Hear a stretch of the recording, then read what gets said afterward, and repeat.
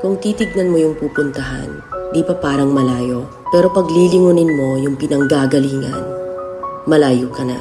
Hindi mo malalaman kung hindi ka susubok. Ang buhay ay isang malaking sugal. Kung lagi kang takot sumugal sa isang bagay dahil takot kang mawalan, mauubos lang kung anong meron ka. Kung hindi ka mawawalan, hindi ka rin magkakaroon. Kung ano man ang mga desisyon mo ngayon, yun ang magiging buhay mo bukas. Lakasan mo lang yung loob mo. Dahil ang mundong to, aapakan lang ang mga mahihina. Ibangon mo palagi ang sarili mo. Balang araw, magugulat ka na lang na ang layo na pala ng narating mo. Kahit mabagal ang progress, basta may usad at kumikilos ka, okay na yan. Wala tayong magagawa. Ganyan talaga ang proseso ng buhay. Lahat tayo nakakaranas ng hirap. Hindi natin alam kung hanggang kailan tayo dito sa mundo. Kaya mas piliin mo maging mabuting tao. Ang pinakayaman na maituturing natin sa sarili ay ang ating mga pangarap.